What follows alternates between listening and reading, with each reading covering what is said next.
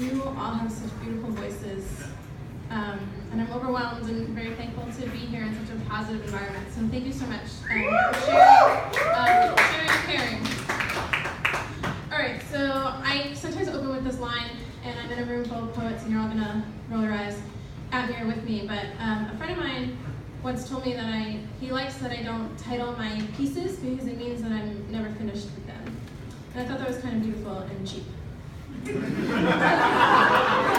this is called Clouds.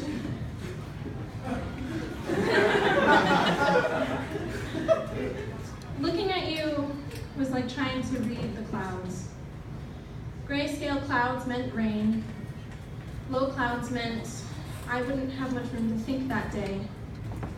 Dark clouds in the distance meant the storm would be here by nightfall. And white clouds said, it's going to be a beautiful day. And sometimes I could see the shapes in you. I could see rockets and daisies and puppy dog faces and crescent moons. I could see what looked like Texas, and I could see airplanes passing through you. I could see what seemed like a picture. Yet sometimes when I looked at you, there wasn't a single cloud in the sky at all. I'm a risk taker. I order hot tea during turbulence.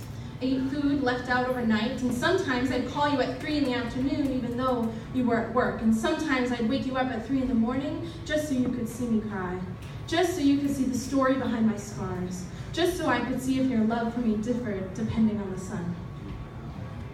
And there were these moments where I stood in front of you wearing nothing but my stories and my scars. And this rhythm began pounding in my head, and it began beating instead of my heart, and it went, do I matter, do I matter, do I matter, do I matter, do I matter, do I matter, do I matter?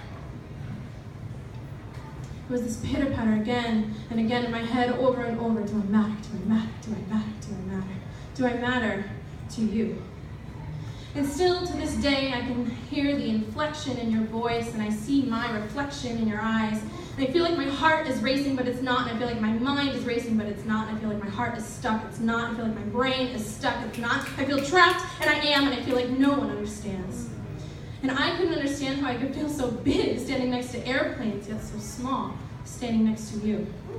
And I couldn't understand how sometimes looking at you was like trying to read the clouds, and how sometimes there wasn't a single cloud in the sky at all.